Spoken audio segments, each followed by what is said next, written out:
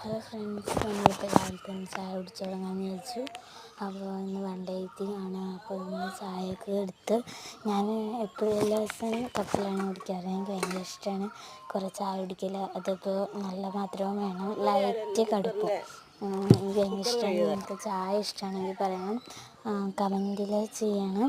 രാവിലെ തന്നെ ആ ഒരു ഉന്മേഷത്തോടെ ഇരിക്കുന്നത് എനിക്ക് ഭയങ്കര ഇഷ്ടമാണ്. രാവിലെ ചായയാണ് കേട്ടോ കുടിക്കുന്നത്.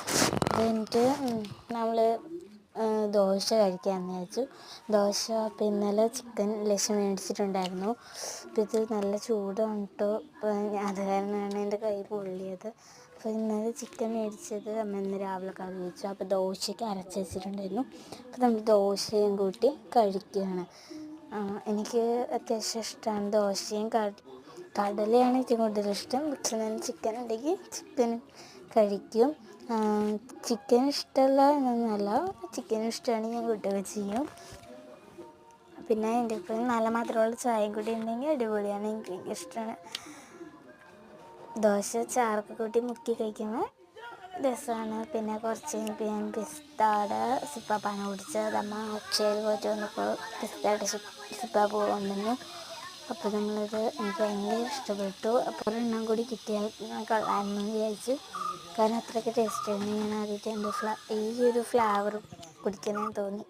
അപ്പോൾ ഉച്ചയ്ക്ക് നമ്മൾക്ക് കടലക്കറിയും അച്ചാറായിരുന്നു ഉള്ളത്. അടിപൊളിയായിട്ട് കഴിച്ചു.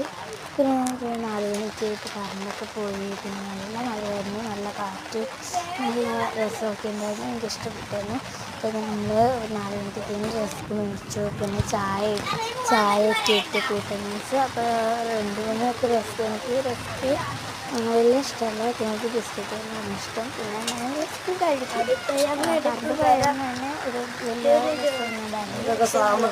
മഴയൊക്കെ തന്നെ എനിക്കിഷ്ടപ്പെട്ടു. പിന്നെ കുറച്ച് കഴിഞ്ഞിട്ട് കുളിച്ചൊക്കെ കയറി കഴിഞ്ഞപ്പോൾ നമുക്ക് ഒരു ഗുഡ് ഡയറ്റ് ബിസ്ക്കറ്റ് അവിടെ ഇരിക്കുന്നുണ്ട്. അപ്പോൾ അത് പൊതുവായിട്ട് കഴിക്കാമെന്ന് വെച്ചാൽ അതാണ് കഴിച്ചുകൊണ്ടിരിക്കുന്നത്.